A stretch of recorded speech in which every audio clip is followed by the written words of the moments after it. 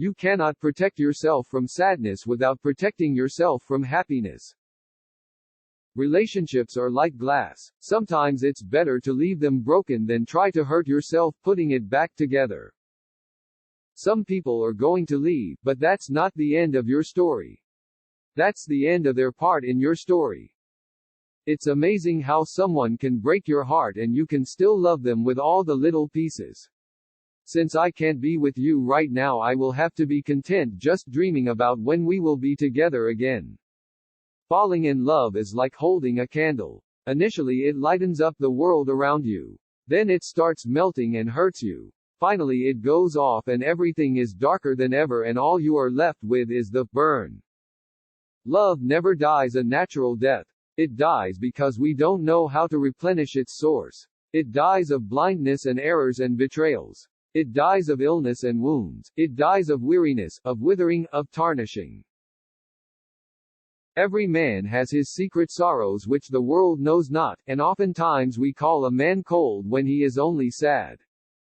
I write you a letter that begins with I love you and ends with I love you, and somewhere in the middle is one goodbye for every hurt. From midnight to 4 a.m. is the loneliest time in the world.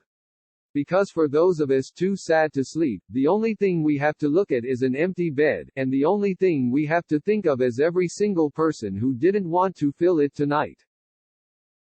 It is far more painful to awake from a beautiful slumber and, in that brief period when the continuity of life is still lost to you, to reach across the bed for a hand that is not there.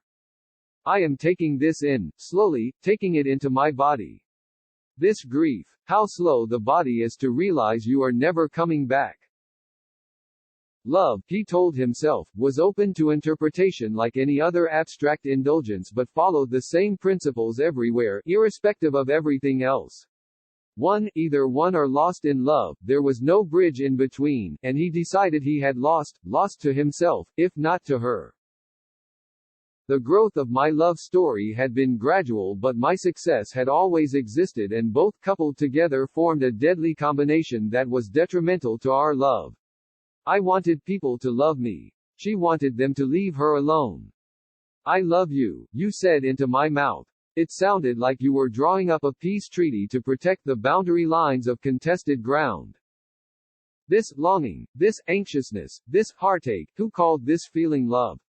How could someone label an emotion that renders one as debilitated and ensnared as this, with such a beautiful word? The fact that I was born, the fact that I am alive, and the fact that I am in love, has my hatred toward these things ever burned so passionately? You make me feel like a firefly, trapped in a belliar, starved for love.